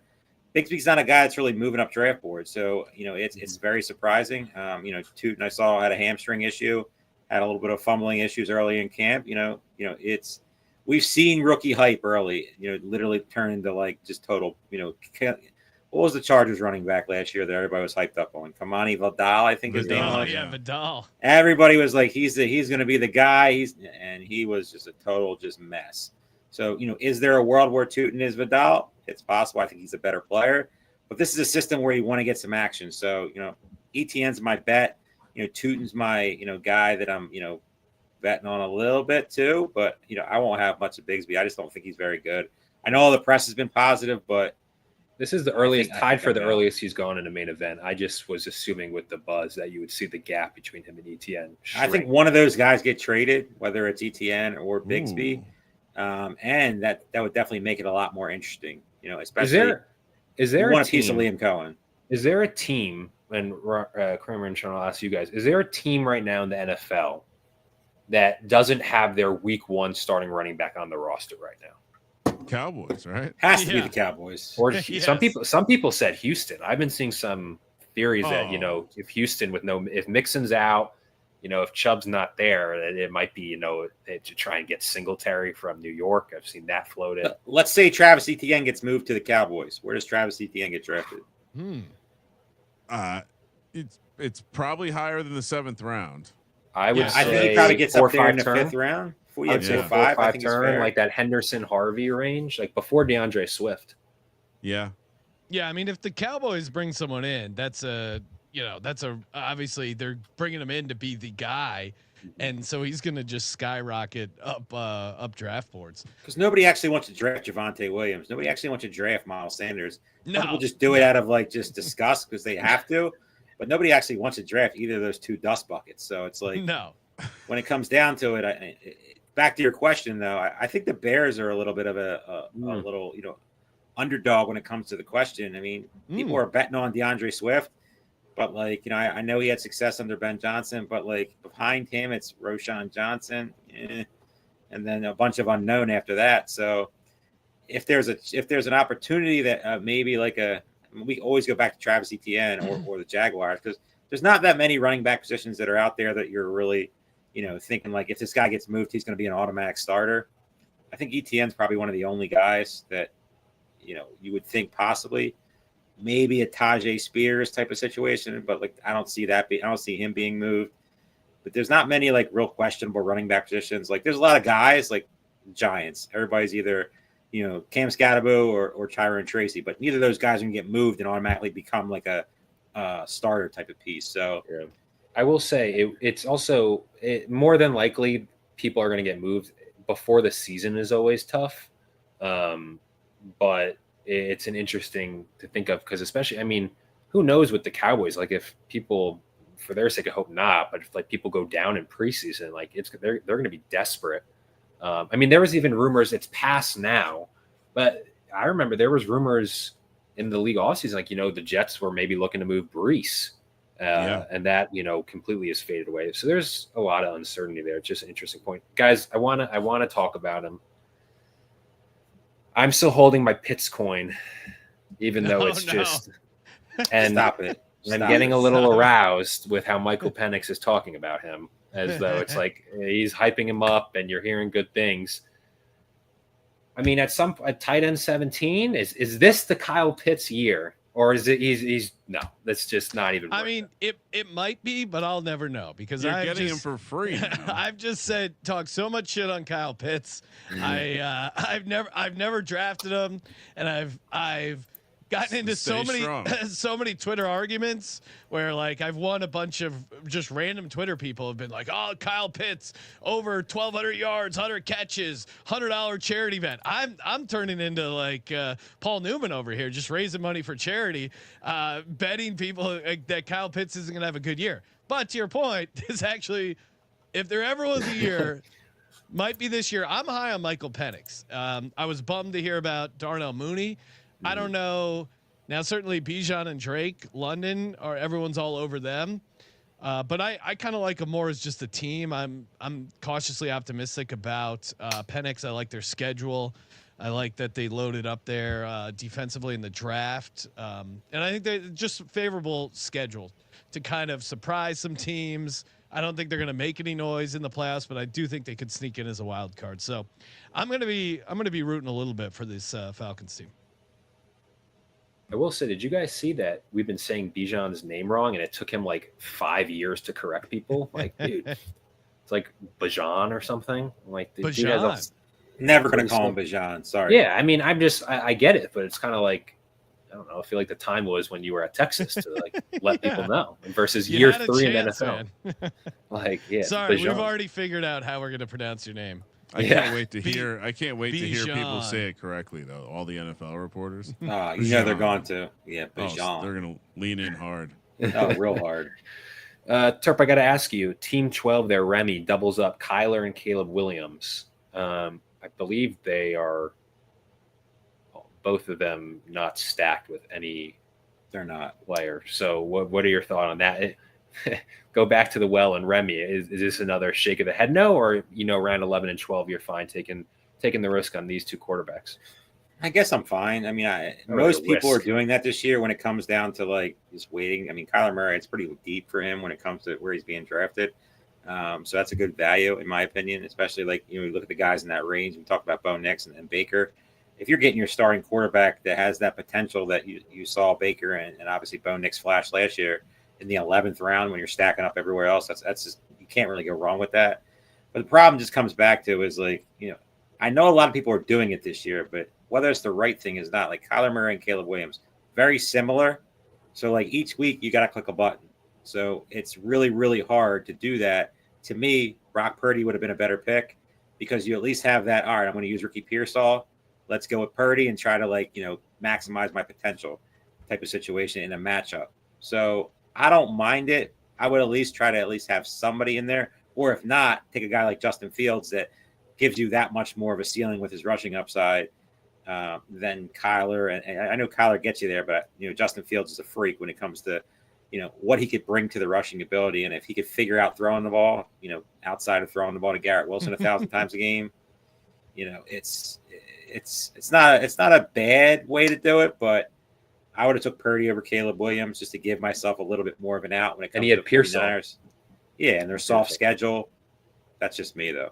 I will say Fields last year, even with not throwing the ball great, and in years past with the Bears, he's never been a good, not even an average. But that idiot Arthur Smith never let him run the ball. That guy, but I'm just saying, but he still had a floor because of his rushing. He did. I feel as though QB12 is a little low here. I think he would probably be. I would probably take Baker, but if you're taking Fields at QB8, I think I'm comfortable with that. I would take Justin Fields over Baker. Well, and you mentioned the Fields Garrett Wilson thing. I totally forgot they were teammates back at Ohio State, so maybe they have some built-in. The Sharon narrative's always out there. Yeah, I mean, hit the ground running. It's just like I don't see if he gets hurt them like benching him. There's no point to that. So like there's no really risk there. It's just like an injury risk. He's already been hurt, and when he is rushing the ball more, I get it's increased. But you're in round 12. And Justin Fields is your QB1. Like, I'm very comfortable with that. No problem with that at all. Guys, I do want to ask you, this is a classic, like, all right, we're in the round 13, and rather than discuss, like, Ja'Cory Karosky merit, let me ask you, like, a good question. When you guys are drafting the main event, how much do you guys incorporate Vegas's lines and prop bets into your analysis of players? Like, do you ever feel as though there's a disconnect between fantasy players and Vegas, and you can take advantage of that, or vice versa? I mean, not so much anymore. Like Okay. with the world of like Establish the Run and all the other fantasy sites desperately trying to open the gateway drug of gambling to their clientele, I think people are just way more aware of using team totals, using look ahead lines to basically create, aid in your projection, or at least like sanity check your projection. And then from there, it just becomes volume distribution. So, yeah, I mean, I think in general, it's made people sharper. I still think in these, specifically in the main event drafts, you just have, it almost is like a poker tournament. You have the variance of, or like the main event for poker. You have the variance of, guys who don't care about playing the right way or playing the plus EV way, and they're just going to fire. And the uniqueness of, probably getting a little bit less of that on a Wednesday night in July than you would be on a Friday night live. But I certainly think, overall, I think the sharpness of the ADP comes from betting and props and everything. But I still think in these main event drafts, it doesn't take much for something to go off kilter. And so, yeah, I mean, I guess my takeaway in the FFPC is you still kind of got to do what you want to do.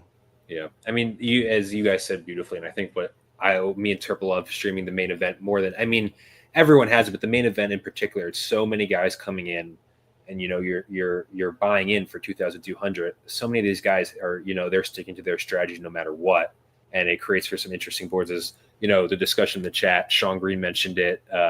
Steve G, who's drafting tonight, said it's just how heavy the running back room is. Like, as we said, JCM goes for 1301. He's been going late 14th round, just kind of constantly getting pushed up. So I got to ask, Mac Nova, intentional that he put the Chris Jenkins shot as his YouTube profile photo to bother you? Oh.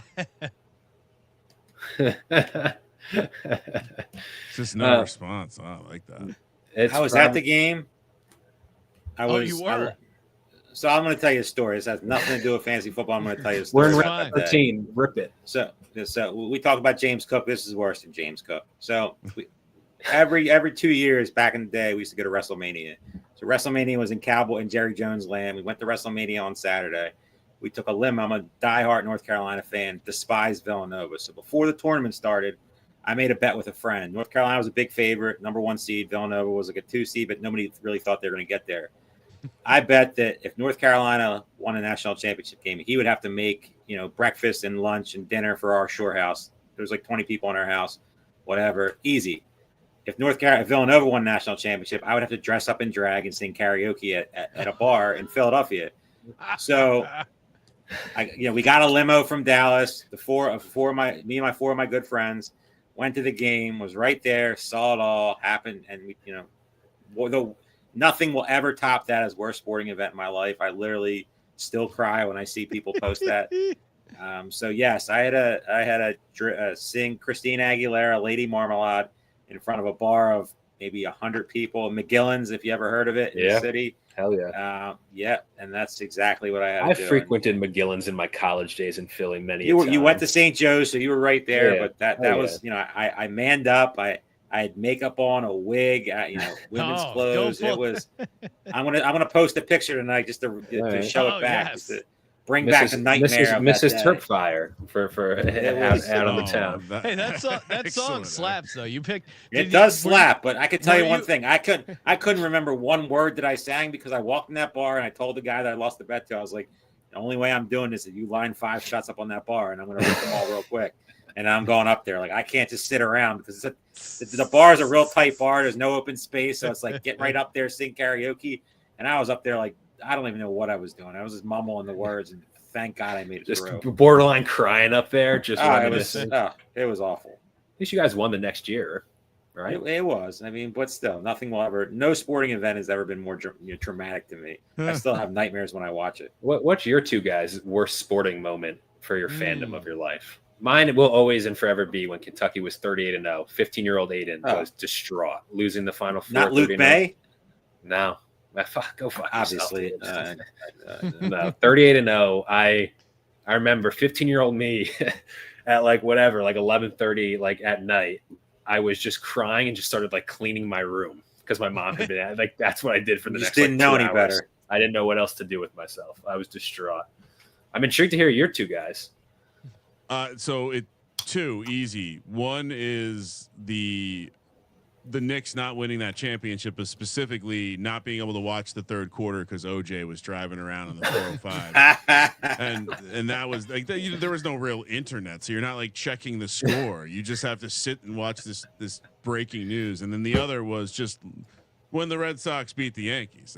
That was. Oh boy. That was just absolutely devastating. And actually, as I'm thinking about it, one more, I was a big Devils fan. One of the more fun things I did as a kid was scream 1940 at Rangers fans when we'd go to those games. And so, yeah, when the Rangers winning in 94, also pretty traumatic. So that 94, now that I'm thinking about it, was a tough year with the Knicks, the OJ Simpson Rangers Stanley Cup doubleheader. Yeah, I mean, Randall Cunningham as a kid getting injured like those in the early 90s there where they had such a good team. That defense was so fun. And I mean, they still made it to the playoffs with Jim McMahon. But man, if he was healthy that year, I swear that was our year. So that was incredibly brutal. And then losing to the Bucks, closing down the vet, that was a brutal. That was kind of when you realize with Andy Reid, like, all right, maybe this isn't going to happen. So that one was really tough as well. But Randall getting hurt, especially just being a kid, it was just so brutal.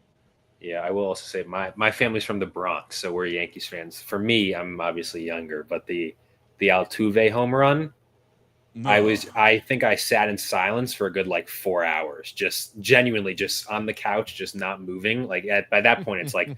You're getting your 3 a.m. scandalous ads on Fox, and I'm just sitting there just in dead Isn't it silence. messed up how vividly you remember those? Oh yes, so lose. painful. I remember walking around. I went to Virginia Tech. I remember walking around Blacksburg after the Luis Gonzalez broken bat in the World Series in 2001 there, and it was just that wasn't supposed to happen. Can't win a World Series. It's just I can see it right now. I was just wandering around the campus. I freaking last year, dude, Freddie Freeman. I don't know what. I think I just went right to bed. I was like, oh, nightmare. I just can't believe that happened. Fucking Nestor Cortez. Anyway, back to the fucking draft. Where am I going to go with this? Oh, so Kramer, I got to ask, tying back into your Saquon take, as we always say, is if you have a take that you believe in, as in you're fading a guy, you have to think, or what are the effects of that going to be?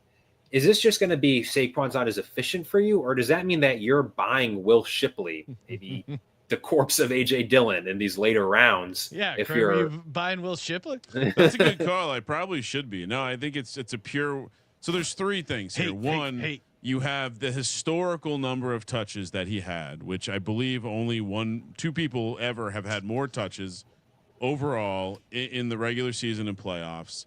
And so, yeah, I think it's. I love to see another Sean Green. Oh yeah, shout out to a fellow Sean Green. Although he spells it slightly different. But I think just having that, so you're already looking at what probably is a clear efficiency drop, and then I think between the long season and the heavy workload, the idea of him running back what he did last year, and even just getting through the season, seems less likely to me. Then sprinkle in the fact that as a Giants fan, I watched him. He never played through nagging injuries well. This isn't like a me stretching for a hot take.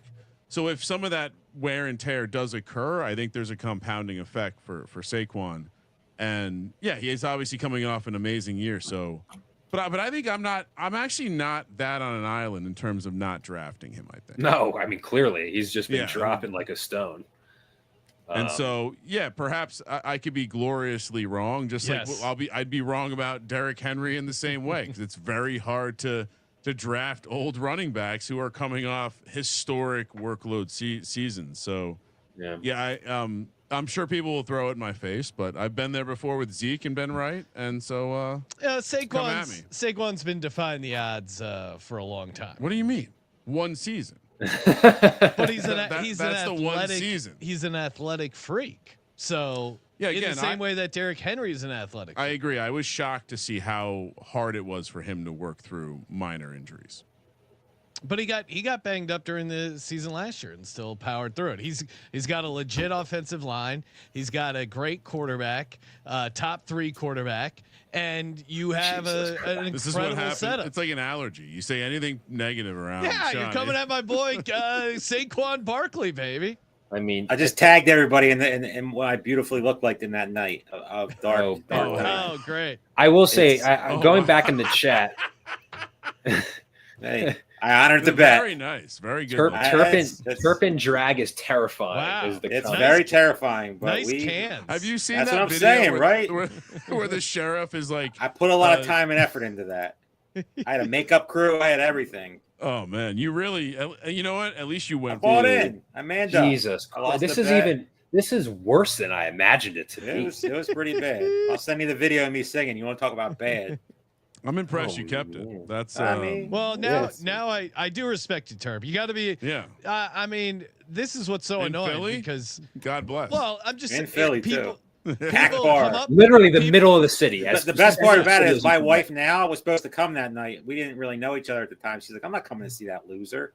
Like her friend at the time was like, you should come see him. Like this guy's lost the bet. Like she's like, I'm not coming to see that loser. man. Now we're married. See, There you go. people are going to be Excellent. scrolling through your Twitter feed and see you reposting the link to this live draft coverage and wondering what the hell happened. Hey, it's all about clicks, man.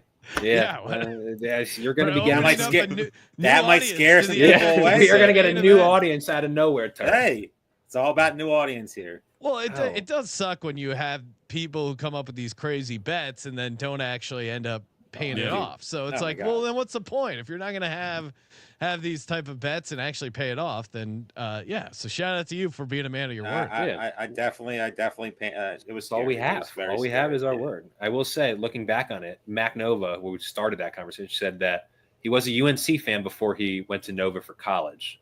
Loved the 05 squad. I'm looking through some of the chat's worst sports memories. Sean Green, Oh, Weber calling the timeout against No. UNC when they didn't have Oh, many. Could not Yeah. imagine. See, Uh, he's a little older. He probably likes 3 Yeah. running backs in the first 4 rounds. 49ers blowing a couple Super Bowls in his lifetime. Mac Nova says he misses the 1940 chant. His first Devils memories, we're hearing that. Nice. There we go. Oh, dude, Sean was in Vegas when the Niners lost to Kansas City 2 years ago. oh, Mo Jenkins, That's talk mean. about a throwback. Muhammad Ali losing to Spinks in 78.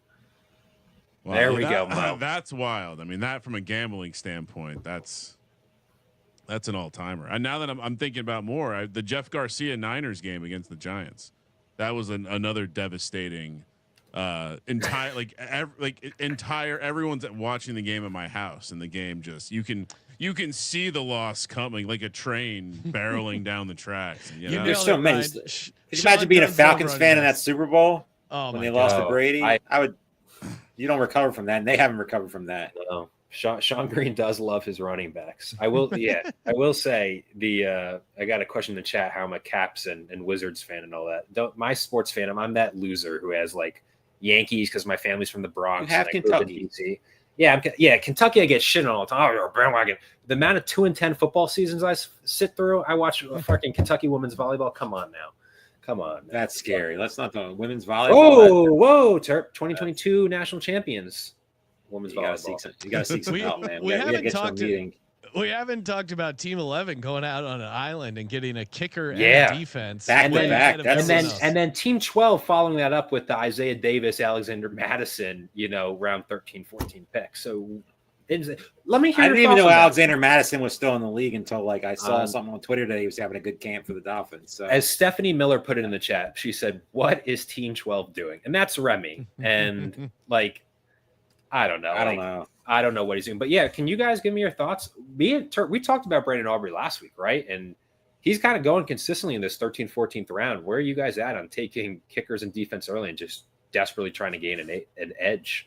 Laugh out loud funny. I'm never a kicker and defense is always my last two, for the most part. Now maybe in this format, maybe I would take a defense a little higher, but just give me a dome kicker in the last round. So I'll tell you a funny FFPC kicker story. I did the bare knuckle a couple of years back, and kickers are like that. You got to just remember they're all of these kickers' names. Yeah. And Ryan, Yeah. Ryan, Little different. Ryan training for the bare knuckle was hilarious. They're just walking around Vegas, and it would just be like, well, I don't know, David Akers or.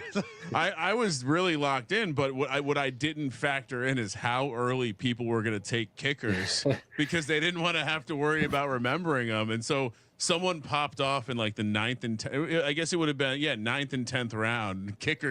It was just like bam.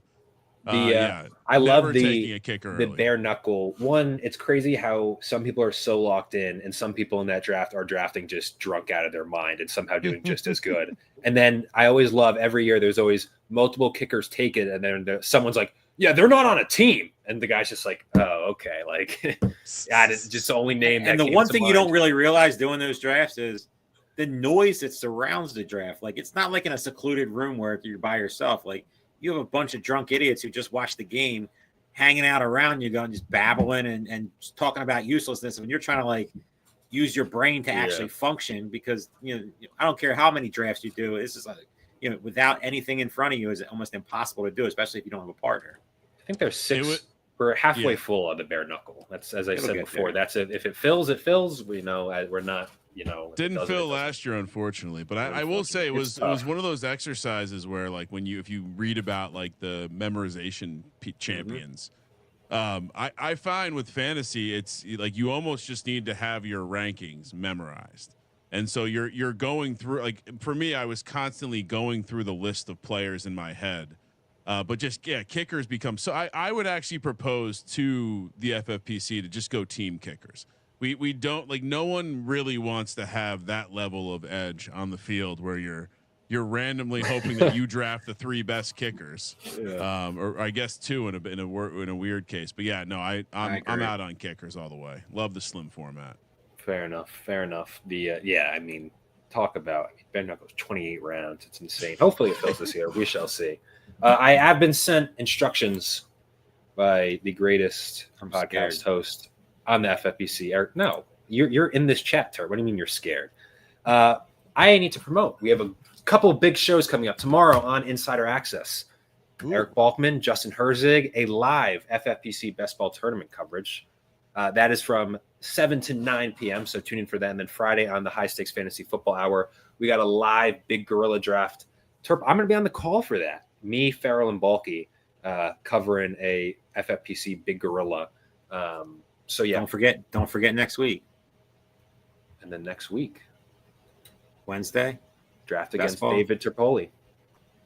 Yeah. Everybody always talks about wanting to do it. Yeah, people always say. Outside of like a handful of people, you guys stay away because I just don't like the way you draft too similar to me. But all these people that don't like how I commentate, and then they're in the chat and always yapping. Yeah, put your money where your mouth is. Come draft. Let's have some fun. You can rip my team. I can come in 12th, and you could bring it back and tell me how terrible my draft is. Yeah. So if you want to draft against Terp, what's it, Terp? 9:30 p.m. next Wednesday. We have best ball, and then we have. We're still sorting out our guests. I believe we got. Howard Bender coming on the 20th. We're doing a main event. I think we're doing a main event after dark. We're doing a 10 p.m. there. So we're going to talk about an interesting draft, a 10 p.m. main event. We'll see how that goes. But those are interrupting real quick. Steve, yeah. I don't want you to come. You're one of the people that I said, the handful of people that I don't want to be in the draft. I'm definitely coming. Is he talking about the drag photo, or is he talking about the draft? I'm very worried if he's talking about the drag photo, but I'm guessing he's talking about the draft, and I do not want him to be in the draft because we are very similar thinkers when it comes to certain players, and I just rather you not be in there. Just pick another one. You can come over. Maybe Aiden will let you pop on, and you can rip my team. Yeah, absolutely. Sean Green, at least 1, maybe 2. We're still sorting that, but there would definitely be 1 more live gorilla. After dark calls for Mrs. Turpfire. There we go. I also love Stephanie saying in the chat that she got in trouble for being too loud one year. There's been many a person who's gotten in silence. If I'm a drafter, you don't like noise because that definitely makes things a little tricky. I got to ask you guys though, Derek. Derek is talking about the draft that is unfolding live, and it's honestly an interesting name because these late quarterbacks. You have your JJ McCarthy's. Goff's, Sam Darnold sometimes pops up late, Geno, but then CJ Stroud's hovering there. This was a guy who was going as QB 5-6 last year, had a really disappointing sophomore year. Are we looking at, kind of almost a post-type sleeper here that there's going to be value? Hopefully that offensive line is reworked and isn't complete garbage. They retooled the receiver room pretty heavily. I mean, again, QB 5-6 last year, now QB 19 in the 16th round. Kramer and Sean, where are you guys at on CJ Stroud and the Texans? I'm probably more out than Sean. I just in general, especially in these main event teams, I'm like, why even bother? You have Jaden in this case. You have Jaden Daniels. I'd almost rather just keep locking in a running back bullet or something else that could possess a little bit more value. I'm way more likely to be drafting. If I'm drafting an elite quarterback, I'm not wasting a backup spot. Especially drafting here in July, I'd much rather have another running back bullet or something like that. Yeah, to Kramer's point, like if you're going to use all that draft capital for a top quarterback, you can find someone to fill. If you lost well, let's be real. If you lost Jaden Daniels, your team's screwed. Also, is CJ Stroud's draft stock going to change a ton between now and the start Zero. of the year? But could one of these running backs, that is still out there, or even a Justice Hill, Kareem Hunt, could one of these running backs catch some positive news and start moving up the draft boards? Absolutely. So I guess my macro answer on a guy like CJ Stroud, unless you have some sort of running ability that is intriguing to me, or I'm taking two quarterbacks because I waited to take my first one. Yeah, honestly, I'd rather just take like Jalen Milroe in round 20. Like you know what I mean? And just pray he's the starter. Well, maybe he has that upside, but really, like you can just pick up someone to start for Jaden Daniels bye week. But again, well, and by then, who knows what's going on? Yeah, we've had a lot of injuries. Yeah, it's just interesting because what a weird case Stroud is kind of what I always lean back on, which is obviously nothing. It's just like a guy who, low expectations, no expectations for the Texans. We had a couple of people, I remember 2023, come on and say, no, they're going to be better. He well overperforms, is a great value. If anything, was a waiver wire pickup. And then, he rises. And then, I mean, even just in general, like Bobby Slowick was getting head coaching buzz and he stayed there and now he's literally like on the street. It's just crazy how quickly things can change in this league. Kramer, how about I ask you? Giants defense 5. Are we buying the Giants defense this year? Let's get into some defense talk. I mean, I guess the theory to why you would like it is that, Dable would like the offense to push a little bit. And if the defense is elite, especially in the front seven, they're going to get the volume counting stats. I guess you'd probably, maybe you'd prefer to have a team with a more predictable or projectable offense to give that pass rush more situations. But I mean, they were leading the league in sacks last year, midway through the season. And so they've gotten better. Abdul Carter is a freak. Be careful. Yeah. I don't know if he's blocked. It's only his second year even playing. They lucked into that one, man. What a draft pick by them. Love it. Love the existence of Cam Ward. But I mean, I think it's hard to see the pass rush not working. And so, from that perspective, I like the idea of bringing in the Giants. I certainly don't like how early they're being drafted. Makes it harder for me to get them on all the teams. But I will say the reason they I never asked about defenses. I looked at, they've only been drafted in one main event league before this one over the last 2 weeks. So I was kind of like, when defense 5, I was like, oh shit. Interesting. Okay. It's just to see it go also before round 19 or 20. But I love. I mean, generally, if I'm drafting a defense, that defense should be either they're projecting to have a lot of sacks, or you just like the matchup week 1, honestly. And so with the Giants, they have Jaden Daniels week 1, which they played him okay last year, but I still don't know if that's a matchup you're targeting. I feel like kind of the state of this draft so far can kind of be described as, AJ Dillon just went in the 17th round. Like, oh no, barf. What's going on? What are we doing? I mean, you could talk Will Shipley. You could talk me into it. AJ Dillon being used in your fantasy team. Is, like, there's got to be a better 17th round pick. I'm not one to knock. I just don't see a scenario. Even if you think, Saquon Barkley is going to get injured, the case that AJ Dillon's going to be usable, I think, is very, very slim. You need like 2 yards. AJ Dillon will get you 3. You need 5. AJ Dillon will get you 3. Am I wrong? Like Devin Neal's still out there? I'm pretty sure. Like there's plenty of other guys. You're right. There's plenty of guys I would draft before AJ Dillon. I mean, Sean's the biggest homer there is, and I've not heard a single positive thing about AJ Dillon. No, I mean there have been positive camp reports about I haven't AJ heard Dillon, them from but you. I am not buying into them. I've watched AJ Dillon. I know the type of running backs the Eagles like. Maybe he makes the team, but I'm not. Yeah, like you No want to thanks. talk about backups even where you can project a little volume, like out in Las Vegas, right? Like you bring in a guy like Mostert. What does that mean? Yeah, I would to rather your take plans? Mostert than AJ Dillon. The Rams running back room is interesting, and there's some backups there. Give me like a shot on like Jordan James, and let's get back to like a random, Marshawn Lloyd, sixth Kendre round. Miller, all those guys. Kendra Miller went before. Why not? Yeah. Take some Like shots. how like we talked about like freaking Phil Maffa, like just taking a flyer on We have someone. a lot of Ollie Gordon, fans in the chat. Yeah. Yeah, Ollie Gordon, Jalen why Wright, not? pick an angle.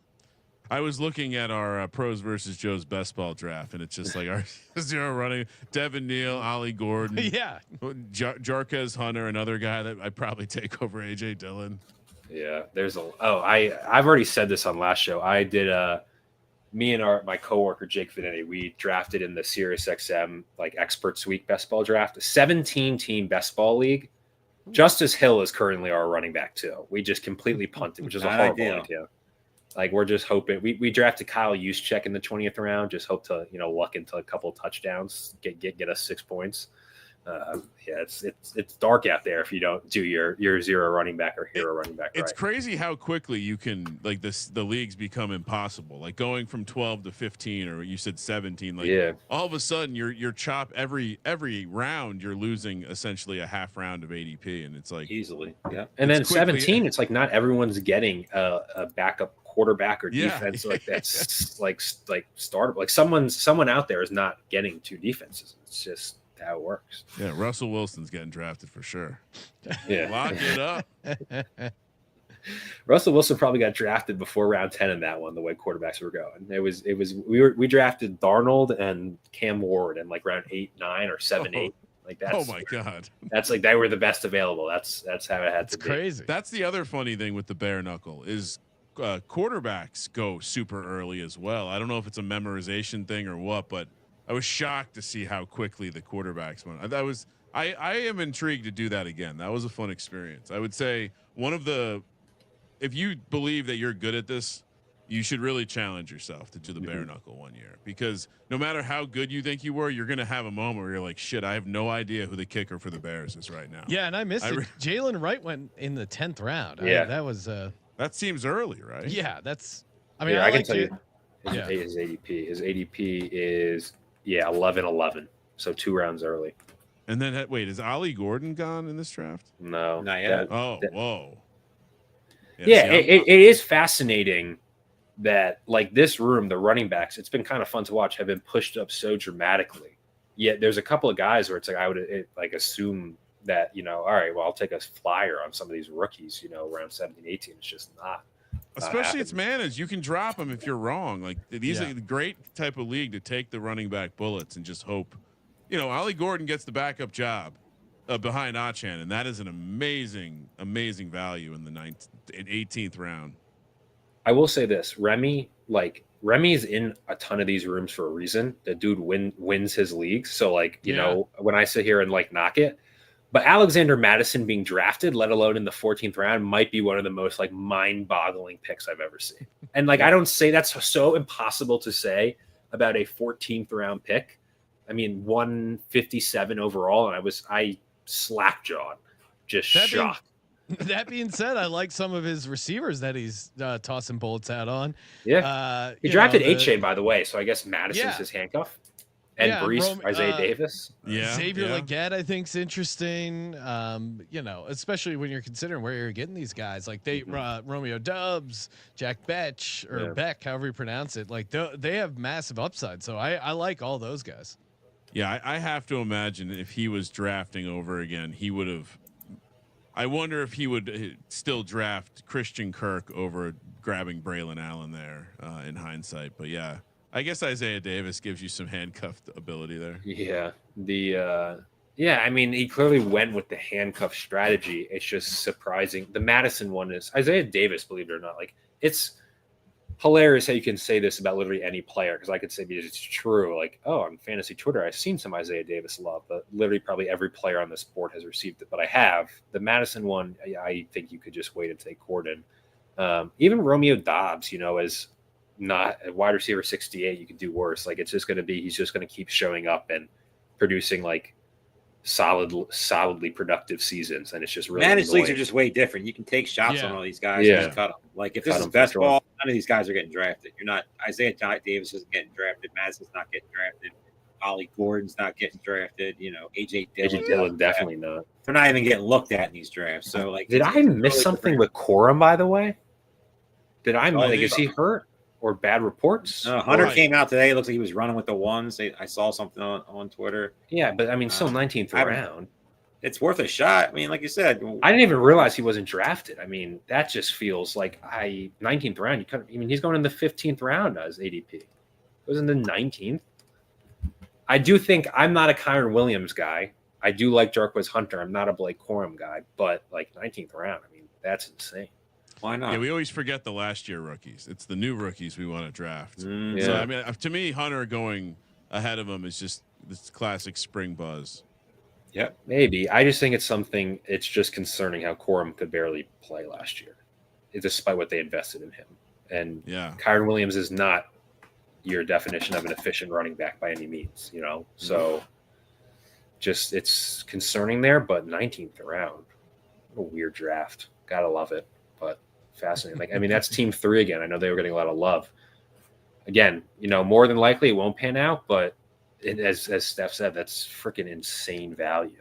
I am taking Hunter over Corum, but that's pretty crazy. I mean, Kyle Monahai. I don't know. Talk about it last time. I don't know how to say. Like, talk about that Bears backfield. Another guy like over AJ Dillon. DeAndre Swift. The talent never matches the eye test or the production. And Roschon Johnson is just, chugging along there. Like, maybe take your risk on that rookie. I always go back to, I've said it before, is this year's rookie running back class was so deep. There was a lot of guys who went in rounds 5, 6, who in other years would have been day 2 picks.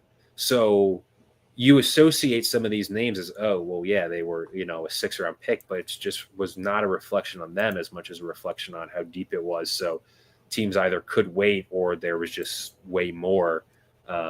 And I think that's going to create some real values, like a Devin Neal in New Orleans, or obviously Taj Brooks goes, DJ Giddens go back in the 14th round of handcuff guys who, I mean, Jonathan Taylor, not the pinnacle of health. I think DJ Giddens is a really good pick there. Brashard Smith went in the 12th round of this draft. Like, stock continues to rise. Everything's positive so far. There has been many negative things, but we've seen it in the past, the past of guys that get hyped up in the preseason. I don't know if he's one of them, but there's still a lot of guys there. We talked about the Chiefs. Like, we can end and kind of like wrap it up here, but I'm intrigued. Like, we talked about the receiver room. Their running back room is also an interesting one to explore with Hunt, Pacheco, Brashard Smith, Elijah Mitchell. Is it just going to be messy all year, which kind of feels like the likelihood, or do you guys have a guy that you're kind of maybe targeting as the guy to get in that? The cheapest one for me. I mean, I just did a best ball draft where I did a Mitchell and Brashard Smith, later round guy, just to bet against. I'm betting against Pacheco. That's my bet. I just don't think where he's being drafted, he's going to pay off where he's being drafted. So I'll take a shot. I mean, Kareem Hunt, I probably won't have that much, but it's still possible. And Kareem Hunt was usable plenty of weeks last year, and they clearly like him to bring him back. But I'm just betting on the cheap guys and just taking some shots. And I mean, I think Mahomes is probably one of the best values in drafts right now. Yeah, I mean, for me, I Xavier Worthy, considering his ADP now, it seems like it's going up. That's the guy in the Chiefs that's really intriguing. Brashard is kind of interesting because of the potential pass catching role, but that's probably what I'm most interested in. And I probably should have some more Mahomes because him having a bounce back year, them getting the offense going, that's not a crazy bet. So I probably need some more Patrick Mahomes builds, honestly. I think I'm with the cheaper angle. I guess I don't have a strong opinion. I haven't been drafting a lot of Chiefs running backs at all. Yeah. It feels very messy, but the people who have their strong beliefs, those are sometimes the ones that win out, because if a guy does win out or takes control, But it just feels as though it's going to be a running back by committee kind of all year. But I think when we had Nelson Souza on, I think he said it in regards to your guys' Mahomes thing. It's like, this is very possibly the lowest you'll ever be able to get Mahomes for a long while. Like if he bounces back to even not peak Mahomes, but a more pass-happy offense, a little more high scoring, he's going to rise back up into the, Lamar Jackson, Josh Allen kind of range next year.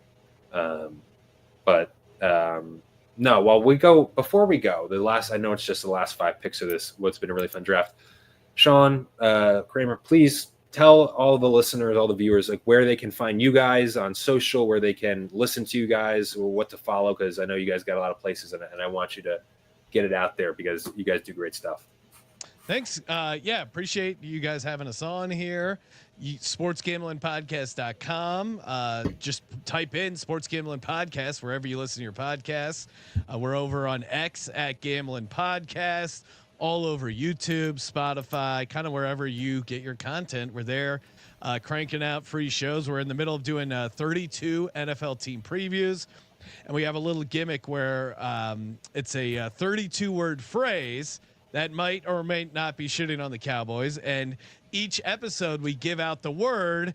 You get the 32 words in order, you submit it, and then one person's going to get a $1,000 future bet at the Circa. So that's the fun thing we're running right now. That's cool. Yeah, so it's a fun little for the diehards and just people getting ready for NFL. The team previews have been I love doing them because I do a deep dive on the team. Kramer does a deep dive. A lot of times we have a guest who it's their team, so we get some good insight there. Get a fan, get hyped up. Get the fan persona and go back and forth, listing out all our futures, prop bets. So yeah, the countdown is on, and cannot be more excited for another NFL season. Hell yeah, guys! Thank you so much for hopping on, Ryan, Kramer, Sean Green from the Sports Gambling Podcast Network. We will see you guys in Vegas. See you guys. Herb, before we go, just one more reminder. Tomorrow night, Insider Access, Balky and Justin Herzig from Establish the Run are doing a best ball tournament draft live. Friday, High Stakes Fantasy Football Hour, Big Gorilla live draft coverage with me, Balky Farrell, and then next Wednesday, draft against Terp in the FFPC Best Ball Tournament, compete for that $300,000 grand prize. Thank you to all drafters. Thank you to all listeners. Vegas is going to be here before we know it. We got a couple more of these, so be on the lookout. We're going to drop our schedule for August here. There's already a couple of drafts listed as live on YouTube, but we will see you guys next week. Terp is drafting the Best Ball Tournament against 11 other players trying to Good luck. You're going to need it. There we go. See you guys. Thank you.